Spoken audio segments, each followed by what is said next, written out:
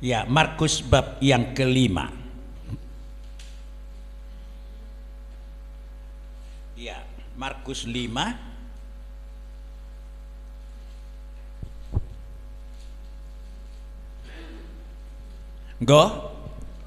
Markus itu perjanjian lama.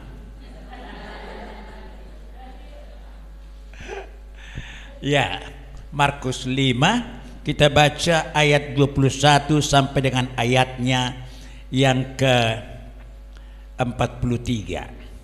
Ya, tidak begitu panjang. Kita baca dalam bentuk responsoria ya. Saya mulai dari ayat yang pertama. Oleh Lembaga Alkitab Indonesia judulnya disebutkan Yesus membangkitkan anak Yairus dan menyembuhkan seorang perempuan yang sakit pendarahan. Ayat 21. Sesudah Yesus menyeberang lagi dengan perahu, orang banyak berbondong-bondong datang lalu mengerumuni dia sedang ia berada di tepi danau. Semuanya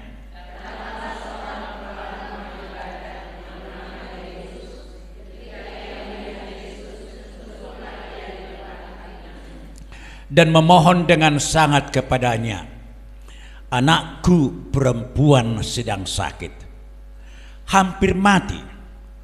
Datanglah kiranya dan letakkanlah tanganmu atasnya, supaya ia selamat dan tetap hidup.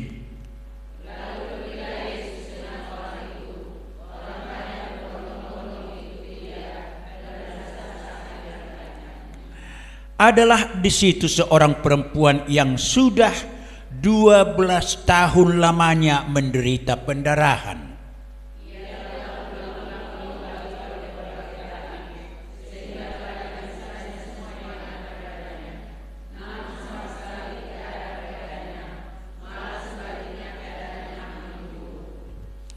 Dia sudah mendengar berita-berita tentang Yesus. Maka di tengah-tengah orang banyak itu ia mendekati Yesus dari belakang dan menjamah jubahnya.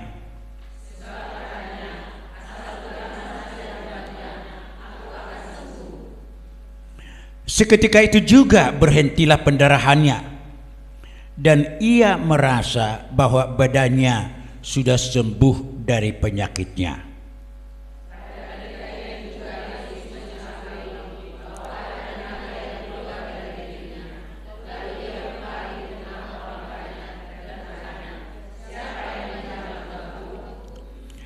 Murid-muridnya menjawab, engkau melihat bagaimana orang-orang ini berdesak-desakan dekatmu, dan engkau bertanya, siapa yang menjamah aku? 32. Perempuan itu yang menjadi takut dan gemetar ketika mengetahui apa yang telah terjadi atas dirinya, tampil dan tersungkur di depan Yesus dan dengan tulus memberitahukan segala sesuatu kepadanya.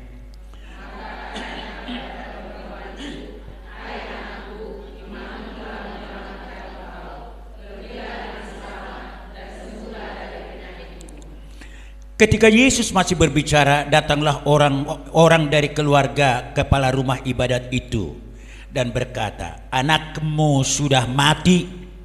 Apa perlunya lagi engkau menyusah-nyusahkan guru? 36.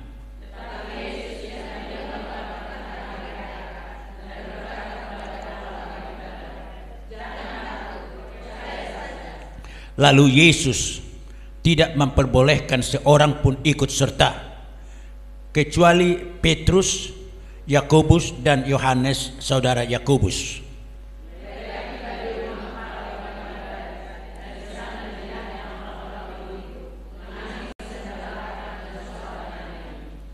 Sesudah ia masuk, ia berkata kepada orang-orang itu, mengapa kamu ribut dan menangis? Anak ini tidak mati, tetapi tidur.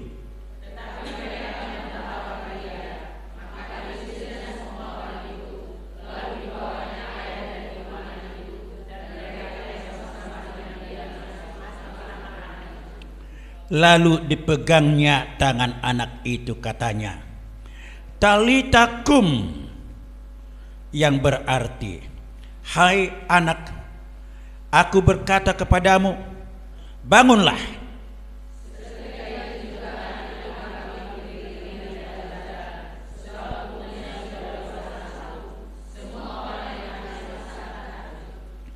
Dengan sangat ia berpesan kepada mereka supaya jangan seorang pun mengetahui hal itu. Lalu ia menyuruh mereka memberi anak itu makan. Demikian pembacaan firman Tuhan. Ibu-ibu, berbahagialah setiap orang yang mendengarkan firman Tuhan, yang memelihara firman itu di dalam hidupnya, serta melakukannya dengan setia. Talita kum itu adalah topik dari firman Tuhan yang telah ditetapkan oleh pengurus kita dari Persekutuan Maria untuk kita bahas pada saat ini. Ya, Talita kum itu sebenarnya adalah dari bahasa Aramaik. Bahasa Aramaik ialah bahasa ibu dari Tuhan Yesus. Ibu ingat siapa ibu Tuhan Yesus?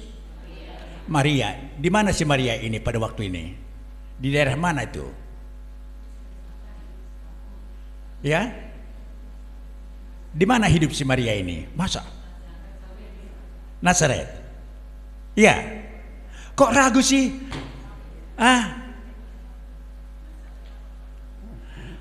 Hai Bethlehem Efrata, engkau terlalu kecil untuk diperhitungkan kepada tanah yang di mana itu? Nazaret, iya kan? Di Nazaret, iya. Jadi Nazaret itu di daerah mana itu? Provinsi mana? Galilea atau Judea? Galilea. Judea. Jadi di utara. Galilea di mana ada Yerusalem sebelah selatan, ya. Oke, dua provinsi. Jadi bahasa ibu. Jadi bahasa Aramaik ialah bahasa itu diciptakan Tuhan di dalam rahim ibu untuk kemudian dilahirkan. Kalau bisa membesarkan anak-anak, bukankah dana membesarkan anak-anak itu datang dari Tuhan? Kalau bisa memiliki suami yang baik, bukankah suami yang baik itu adalah merupakan anugerah dari Tuhan?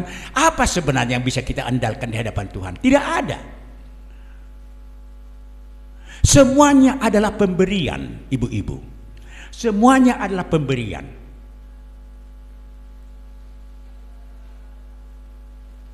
Iya. Apalagi kalau kita bayangkan begitu nakal kita ini. Ya, Tuhan mengatakan harus baca firman Tuhan, dengarkan Tuhan. Apa seban hari kita membuka Alkitab, membaca firman Tuhan? Tidak juga. Apakah seban hari kita datang ke gereja? Enggak juga. Apakah kita sungguh-sungguh berdoa kepada Tuhan? Enggak juga. Tapi tetap Tuhan memberkati kita dalam keadaan yang demikian. Itu hebatnya Tuhan kita itu. Jadi apa yang yang kita andalkan?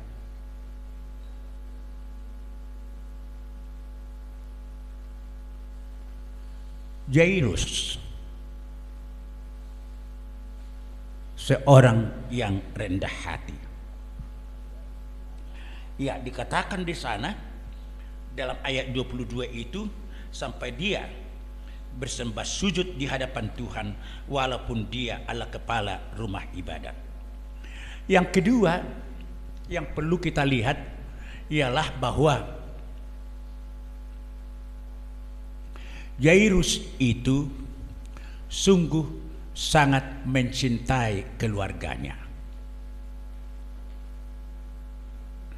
Biasanya ibu-ibu kalau ada anak-anak kita yang sakit, ibu-ibu yang paling senewen, ya kan? Ibu-ibu yang paling susah. Tapi tidak ada disebutkan di sini mengenai istri Jairus. Ada istrinya, ada. Karena pada bab akhir dari yang kita baca itu, Yesus hanya membawa Jairus dan istrinya ke kamar di mana anak itu sudah mati. Jadi istrinya datang, tapi istrinya tidak muncul ke hadapan Tuhan Yesus dalam cerita ini. Jairus. Tidak ada alasan dia mengatakan, aku sebagai kepala rumah ibadah sibuk aku melayani, sibuk aku melayani. Homada, homada, katanya kepada istrinya. Tidak ada yang demikian. Dia tahu benar bahwa dia sebagai kepala rumah ibadah juga sebagai imam bagi keluarga. Itu yang kacau bagi kami para bapak-bapak. Dalam persekutuan kita ini yang paling sulit dilayani ialah persekutuan para bapak. Dan yang paling sedikit datang dalam pelayanan ialah para bapak-bapak. Banyak kali alasan para bapak ini untuk tidak datang ke dalam pelayanan firman Tuhan. Itu pengalaman kami di sini. Sudah sekali 2 minggu kita buat jam 7 lagi supaya jangan ada alasan masih di kantor jam 7 para bapak ini. Tapi itu pun hanya datang 10-12 orang. Iya. Tapi Jairus kita lihat di sini, dia kepala rumah ibadah. Pastilah dia sangat sibuk. Tapi tidak ada alasannya itu untuk tidak memperhatikan sungguh-sungguh keberadaan dari keluarganya. Dia seorang bapak yang sangat bertanggung jawab dengan keluarganya dan sangat mencintai anggota keluarganya. Dia tahu bahwa sebagai seorang imam, dia pertama harus menjadi imam bagi keluarga. Dia yang datang kepada Tuhan Yesus, bersujud di hadapan Tuhan Yesus. Ya, dan dia yang berusaha untuk mencari solusi terhadap permasalahan itu, dan dia datang kepada Yesus. Tidak pergi ke tempat yang lain dia. Ada orang kalau lagi sakit, ya, ay ngalawa tu sin sebah, ngalawa tu tukang kusuk kem-kem, ngalawa tu dia. Apa langsung datang kepada Yesus? Ay martangyang daw niya nalay itu kalau tangyang buy bayan dah. Masa hanya berdua aja? Kan harus buat jalan keluar. Iya, memang buat jalan keluar, tapi jalan keluar yang dipimpin oleh Roh Tuhan itu sebagai jawaban doa kepada ibu. Jangan pilih sekedar dokter. Tanya Tuhan Yesus, dokter mana Tuhan yang akan kubawa anakku ini? Dokter mana Tuhan? Jangan ayarong lo familiku disabah di murni teguh tu si mahubuan malah tu si. Apa alasannya harus dengan family? Mungkin tidak akan kurang bayarannya kan? Itu yang dipikirkan barangkali. Bukan apakah memang dia yang dituntun oleh Tuhan untuk menyelesaikan permasalahan daripada anak itu. Ya. Yang anehnya banyak kali orang Kristen ini kalau ada masalah penyakit, ay mada, ay bapakku madong adong dapat dapol di sana, buam matusina. Ropat dapol sebelum dipegang, merdatu-datu. Setelah itu pulang ke rumah berdoa kepada Yesus. Dicampur baurkan Tuhan Yesus dengan dukun. Dan satu hal yang paling tidak disukai oleh Tuhan Yesus ialah kalau ada keterlibatan seseorang dengan perdukunan. Dan kita orang Batak ini sangat akrab dengan perdukunan. Sangat akrab. Kalau bukan kita, ya bapak kita lah, mama kita. Kalau bukan opung kita. Tapi bukankah firman Tuhan mengatakan, Saina luluhonokku do. Dosa ni ama-ama tu pinoparna. Rodi sudut papiahon. Patoluhon, rodi sudut papaton. Pernahkah kita pelajari nenek kita itu sudut patoluhon? Bapak kita sudut paduahon, ya kan? Patoluhon nenek kita. Nenek bapak kita kira-kira bagaimana mereka? Saya naluluhonokku dong, kata Tuhan. Pernahkah kita mengatakan kepada Tuhan, Tuhan, opung daripada bapak saya itu adalah dukun besar atau suka berdukun, belum orang Kristen, menyembah patung-patung, menyembah di kuburan dan yang lain-lain. Sering kesurupan.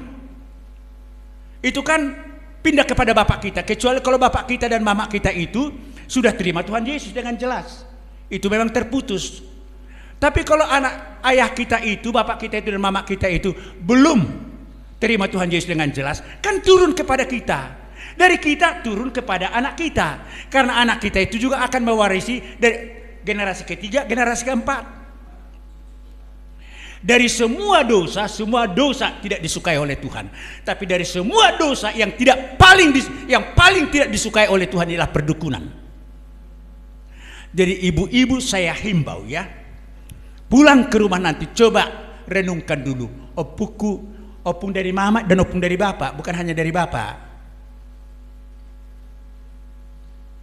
Iya. Dan kalau sudah sadar itu, kalaupun ibu tidak tahu sejauh mana hebatnya perdukunan dari orang tua kita itu, opung kita itu, tapi katakan, Tuhan, saya mohon di dalam nama Tuhan Yesus dan oleh darah Tuhan Yesus, putuskan semua perdukunan yang dilakukan oleh bapakku, mamaku, opungku doli, opungku boru, opung ni bapakku doli, opung ni bapakku boru, sian out. Dan kalau aku pernah ke dukun, Tuhan, putuskan itu, jangan sampai kepada anakku. Banyak kali masalah kita ini, kenakalan, kedegilan hati daripada anak-anak kita itu bukan karena kurang mereka diajari secara etika. Burju-burjuha mangda, burju-burjuho di sekolah dah, jangan gini-gini. Tapi tetap nakal mereka, karena apa? Karena ada roh.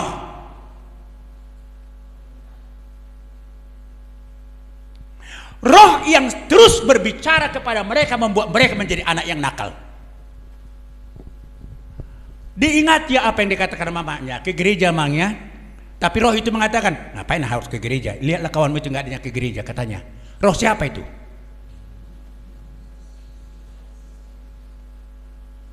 Jadi kalau orang tua tidak sungguh-sungguh di dalam Tuhan, jangan persalahkan anakmu.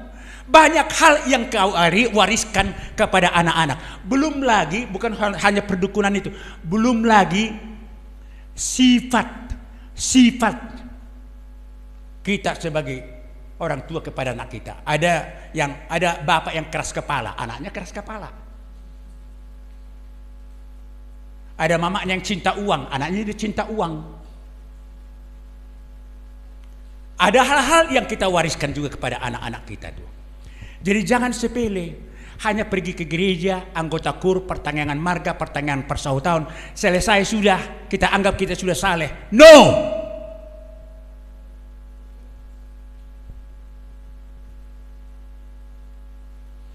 Iya. Dan Tuhan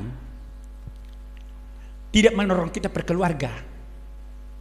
Tuhan menolong kita berpribadi. Aku dengan Tuhan, suamiku dengan Tuhan. Paling-paling akan kudoakan suamiku, ya kan?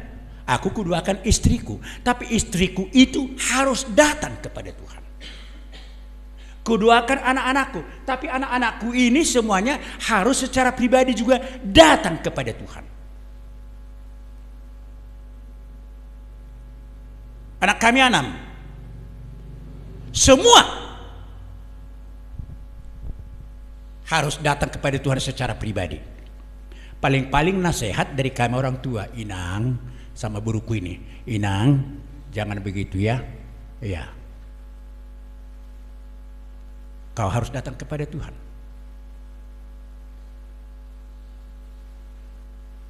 Ya, Jairus datang sebagai kepala keluarga kepada Tuhan, datang di dalam kerendahan hati. Dan kita lihat di sini bahwa Jairus itu adalah seorang bapak yang serius mau menyelesaikan permasalahan, bukan seorang yang separuh-separuh hati. Ay madah ay ngalaw tu Stephen Tong makatai secara pribadi, mengasongonod di dok, ya sudahlah, selesai. Enggak. Jairus datang kepada Tuhan Yesus dengan sungguh-sungguh untuk memohon, artinya untuk berdoa. Sungguh-sungguh berdoa.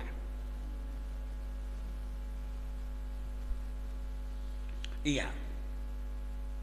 Jadi bukan dengan separuh-separuh hati berdoa. Tidak hanya sekedar berdoa.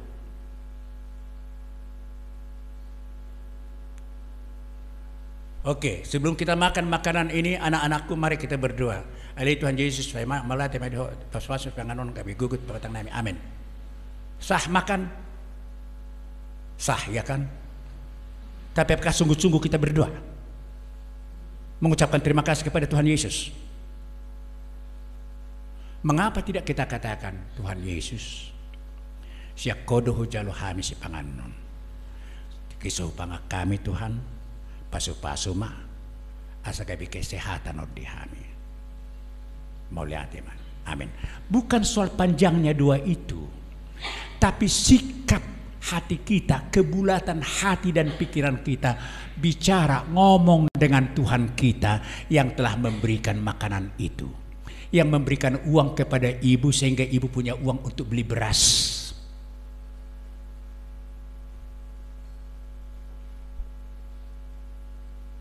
Iya, sungguh-sungguh berdoa dengan segenap hati, tidak hanya sekedar separuh-separuh. Apalagi kalau permasalahan besar, ya kan? Ini hanya mengucapkan syukur kepada Tuhan. Kalau permasalahan, tak usah enggan menangis di hadapan Tuhan. Kalau memang itu merupakan gambaran dari kepedihan hati Tuhan dan kerinduan hati memohon agar Tuhan menyelesaikan permasalahan itu, menangislah, tidak apa-apa.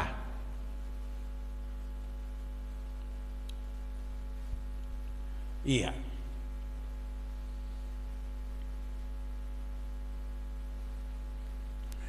Ya, dia adalah orang yang rela kehilangan reputasi demi untuk bisa bertemu dengan Tuhan Yesus. Jairus seperti yang kita katakan tadi kepala rumah ibadah, tapi kan ada di atasnya. Kalau ini terjadi di Nazaret, ada imam besar di Yerusalem. Dan para imam-imam, orang Sadusi itu, orang Farisi itu, semua tidak suka dengan Tuhan Yesus. Kalau dia dipecat dari jabatannya, tak usah lagi kau jadi kepala, bikin malu kau bersembah sujud kau di kaki Yesus. Siapa rupanya dia? Di hadapan orang lagi kau bersembah sujud. Keluar kau. Dicabut dia dari kedudukan sebagai kepala rumah ibadat. Ya. Rela dia tidak peduli dia dengan itu. Asal bertemu dengan Tuhan Yesus, bisa bicara dengan Tuhan Yesus. Karena kadang-kala juga banyak orang ini kan, ayo deba, kok ngamulela tu Maria te, tu PDPA, nggak tu pertanyaan persau tahun, nggak pertanyaan sektor, marari Kamis tu pergi gereja, kalau ini nama karijum, nina ale-ale tai medok kita. Ayolah ke kafe sana dulu kita satu hari ini ngobrol-ngobrol kita di sana dulu. Ada mbah, hari ini Selasa, saya harus ke Maria. Hona bersekutu do kari jum, ya kan? Baru kayak gitu. Ayo madate, ayo piado naik tutu. Sudah mulai ragu dia,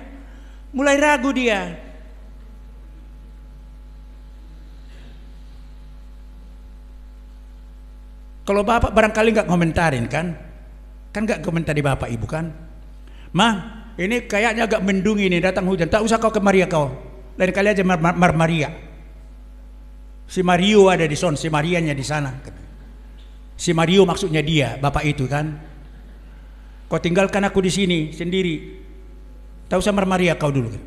Oh itu, oh.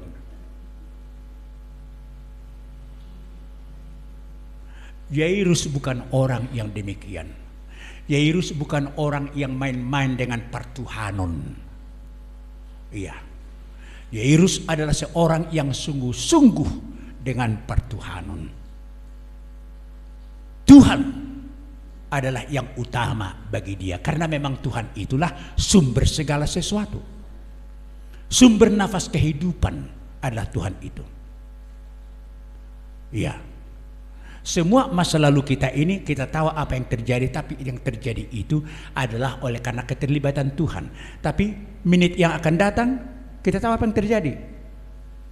Menit demi menit, satu hal aja yang kita tahu, bahwa pada waktu yang akan datang ini, 20 menit yang akan datang, 30 menit yang akan datang, hanya satu aku tahu, Yesus tetap bersama-sama dengan aku karena dia adalah Tuhan yang setia. Itu aja.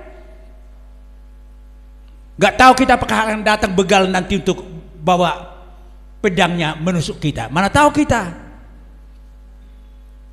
Tapi karena kita tahu bahwa Yesuslah yang akan selalu bersama dengan kita, lalu kita katakan, Tuhan, sudah agak malam ini, hanya satu hal aku tahu, donganammu duau, suruh-suruhanmu, malaikat-malaikatmu kau suruh akan mendampingi aku, menjauhkan begal. Nggak tahu aku apakah ada begal di tengah jalan sana sekarang Tuhan, tapi satu hal aku tahu, Engkau bersama-sama dengan aku. Aku tidak takut, aku akan pergi. Gitu, itu aja yang kita tahu.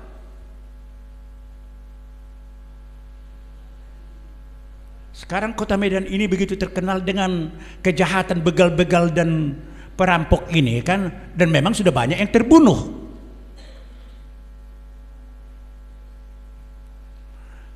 Tapi kita, karena kita memiliki Yesus dan kita tidak main-main dengan Yesus, dan kita tahu bahwa Yesus tidak pernah main-main dengan kita. Kita sangat dicintainya. Yairus tahu akan hal itu. Kalau dikeluarkan pun dari jabatanku, aku tidak peduli. Terus dia datang kepada Yesus. Dan yang berikutnya, Yairus itu adalah orang yang sabar. Ya, yang sabar, ya, merindukan keterlibatan Tuhan Yesus. Mengapa demikian? Di tengah jalan waktu Yesus mau pergi ke rumahnya, karena Yairus mengatakan, datanglah ke rumahku. Indah kali itu. Datanglah ke rumahku. Kunjungi aku di dalam rumahku. Memang bisanya dikatakan dari jauh pun, dari sini kau katakan anakku itu akan sembuh. Bisanya begitu. Tapi Yairus itu begitu rindu Yesus menginjak rumahnya.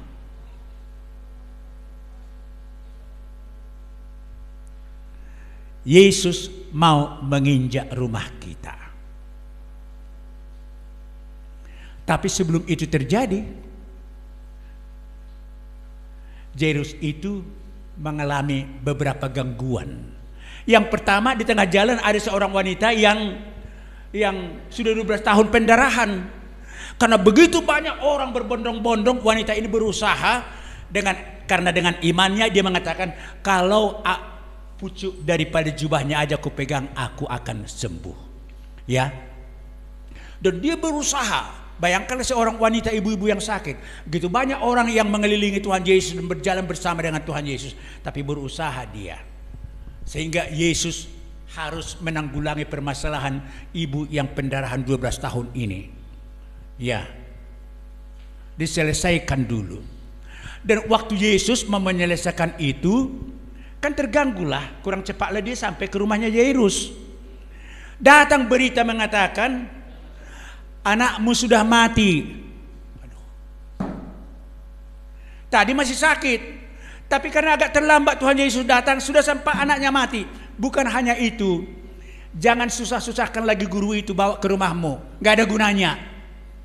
Kalau lagi sakit barangkali bisa disembuhkan, tapi ini sudah mati, apalagi yang mau dilakukan? Jangan buat guru itu susah-susah. Sudah, lepaskan aja, tak usah undang ke rumahmu. Tapi Yairus itu tetap di dalam imannya. Dan Yesus mengokohkan imannya itu, mengatakan, jangan takut, percayalah. Bayangkan, kadang-kadang kita juga di dalam kehidupan kita merindukan Tuhan segera menolong kita. Aduh Tuhan, tolong segera. Tapi datang dokter mengatakan, anakmu ini bukan hanya lagi flu, tapi anakmu ini sudah ginjalnya bermasalah. Aduh Tuhan, saya pikir hanya flu, sekarang ginjal lagi. Bagaimana ini? Dipanggil dokter ginjal, diperiksa ginjalnya, bukan hanya satu ginjalnya, dua-dua sudah bermasalahan, harus cuci darah katanya. Mate mau. Nah, martangi yang auto Tuhan Yesus, saya pikir hanya flu. Kira-kira gitu.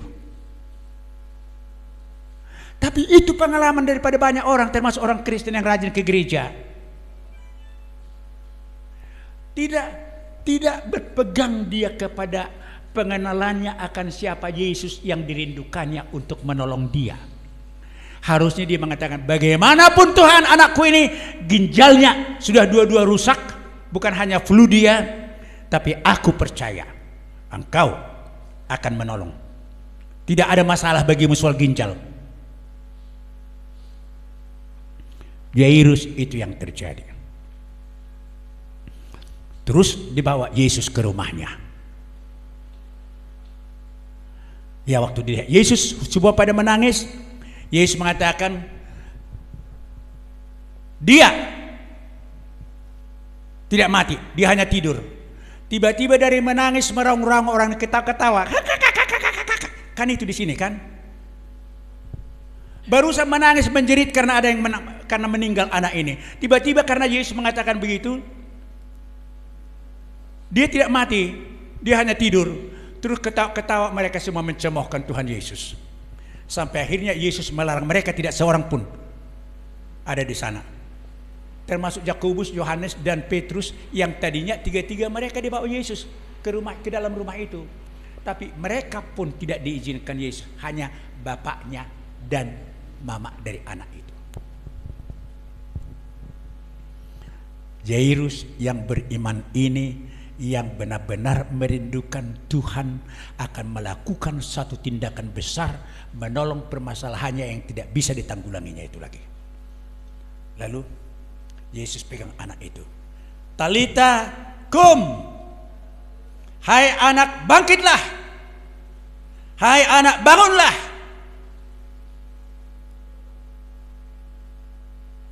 Bangun. Bangun. Ibu-ibu, kalau Tuhan mau menolong, kalau sudah pada waktunya menurut Tuhan, dan kalau Tuhan sudah melihat iman daripada orang yang memohon itu kepada Dia, sepotong kalimat aja dipakai Tuhan, selesai. Talita kum. Selesai. Selesai. Anak itu bangkit. Lalu dikatakan kepada ibunya sama bapaknya, berikan dia makan.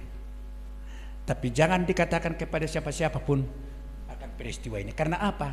Karena Yesus tidak mau dia hanya dipanggil orang untuk sebagai menyembuhkan penyakit, melakukan mujizat. Dia datang ke dunia ini bukan hanya sekedar melakukan mujizat, tapi dia datang ke dalam dunia ini untuk melakukan mujizat yang terbesar. Apa mujizat yang terbesar? Orang berdosa bisa masuk ke sorga.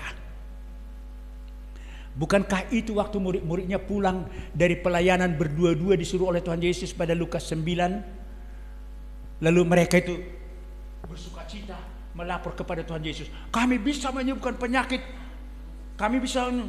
Jangan kamu bersukacita karena kamu bisa melakukan itu semua, tapi bersukacitalah kamu karena namamu tertulis di sorga.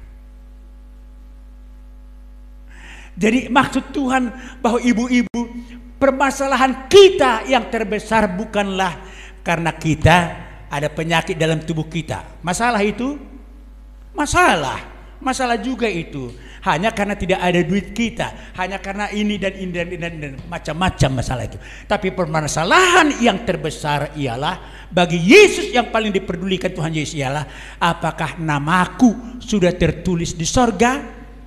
Dan nama kita tertulis di sorga karena kita sudah dilahirkan baru menjadi anaknya, menjadi anak-anak Tuhan. Sudah terima Tuhan Yesus menjadi Tuhan dan Juru Selamat secara pribadi, dan dosa kita sudah diampuni. Ya, banyak kali orang Kristen yang tidak meyakini bahwa dosanya sudah diampuni oleh Tuhan. Saban minggu di gereja sama-sama berdoa kan, dibaca agenda dari depan itu. Sebelum dibaca agenda, marilah kita berdoa sebentar di tempat kita masing-masing. Ya, kita ingat dosa-dosa kita yang kita lakukan dalam kehidupan kita. Kita mohon supaya Tuhan mengampuni. Ya kan? Berdoalah kita. Kita doakanlah doa-doa kita, mulai dosa masa kanak-kanak yang kita ingat, kebencian kita dengan si A dan ini segala macam kita doakan. Lalu dibaca lagi agenda oleh liturgos itu. Ampunilah dosa-dosa kami Tuhan yang kami lakukan, mulai daripada dosa masa kanak-kanak kami, dosa yang kami warisi dari orang tua kami, dosa kepemudaan kami, dosa kami kepada kawan-kawan kami, dosa kami kepadamu Tuhan, yang kami sengaja dan tidak sengaja, ampunilah Tuhan semuanya. Ya, habis itu amin. Songonodok baga-baga ni di bata. Taringot Tuhan sesani dosa kan gitu kan. Walaupun dosamu merah seperti kermisi, akan menjadi putih seperti kapas. Walaupun merah seperti kain kesumba, akan menjadi putih seperti bulu domba. Segala kemuliaan bagi Tuhan. Amin. Duduklah. Tahun yang lalu begitu, itu yang dibaca. 5 bulan yang lalu itu yang dibaca. 3 bulan yang lalu, hari Minggu kemarin itu juga yang dibaca. Jadi kalau Tuhan bertanya, "Aidi do pehorwa dosam nasuhu ampuni." 5 tahun yang lalu kau sudah minta itu. Dosa masa kanak-kanak yang kau warisi dari orang tuamu, dari nenek moyangmu. 5 bulan yang lalu kau minta itu. 3 bulan yang lalu kau minta itu. Minggu yang lalu kau minta itu. Yang mana lagi yang belum kau ampuni rupanya? Berarti main-main kau minta pengampunan dosa itu. Gak sungguh-sungguh kau.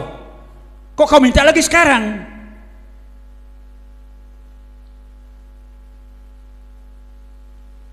Yang mana? Jadi kalau saya secara pribadi hari Minggu kemarin, apa yang saya doakan, Tuhan, kalau tadi misalnya dalam perjalanan ini karena semrawutlah tidak mengikuti peraturan lalu lintas banyak orang, kadang-kadang kami mau disenggol, ya, terus marah saya dalam hati saya, ampunilah saya Tuhan. Itu yang saya doakan. Yang belum saya minta pengampunan dosa kepada Tuhan, itu yang saya minta, yang saya sadar akan hal itu.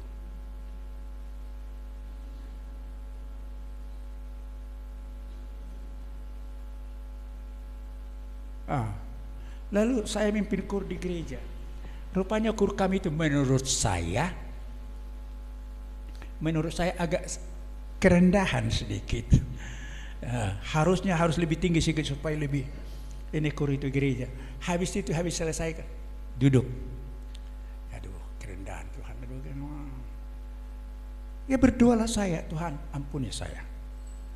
Kok merengut-rengut saya karena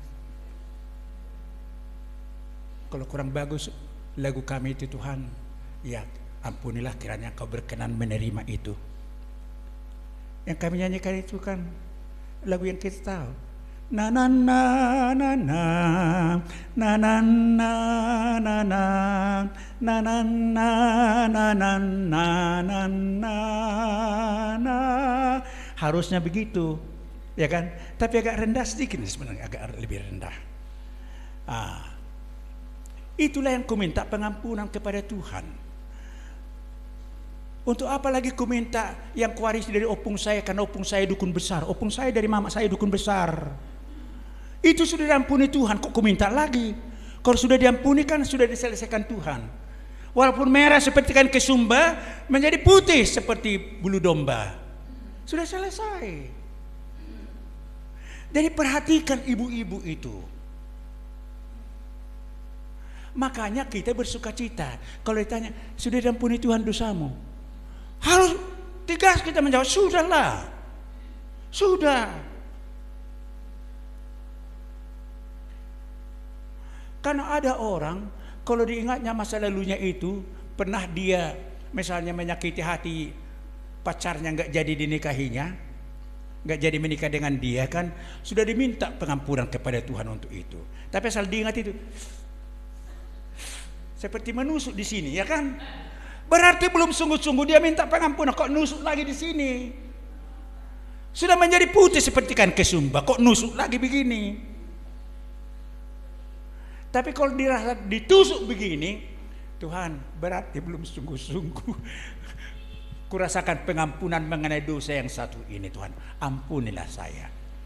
Tolong saya untuk tidak merasakan sakit hati lagi atas perbuatan pria itu. Gitulah.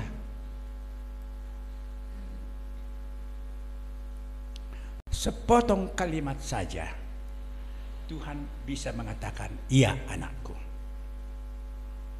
Kepada orang yang di sebelah kanan itu hanya sepotong kalimat dikatakan Yesus, hari ini engkau bersama dengan aku di Firdaus. Kan Belum sempat dia mengatakan, banyak kali dosaku Tuhan, perampoknya aku begini. Nggak ada dikatakan kepada Yesus waktu itu di kayu salib itu. Hanya dikatakan, ya Tuhan, ingatlah aku kalau engkau sudah sampai di dalam kerajaan. Itu pernyataan permohonan pengampunan supaya Tuhan tidak melupakan dia. Yesus terus mengatakan, hari ini engkau beserta dengan aku di Firdaus. Maksudnya ibu-ibu, dan alani malotta, bukan karena panjangnya doa kita, bukan karena pintarnya kita menjejerkan di hadapan Tuhan ini lagi. Ya, bukan karena bagusnya susunan kalimat, bukan itu, tapi kesungguhan hati Jairus, datanglah kau ke rumahku, anakku sakit keras, gitu aja.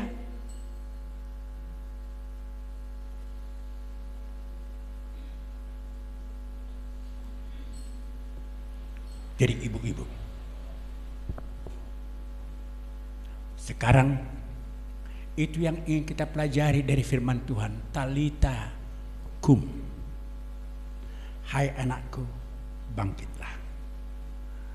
Mungkin firman ini bukan kepada anak kita, tapi kepada kita sekarang.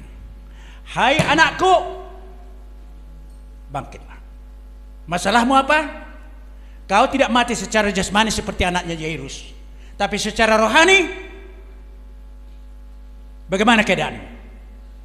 Sekarang kalau kau dalam kerendahan hati datang kepada aku, mohon dengan sungguh-sungguh, aku mengatakan talita kum. Kau mati rohani, sekarang hidup kembali sebagai anakku, ahli waris dari kerajaan surga. Tuhan memberkati. Ada pertanyaan ibu-ibu?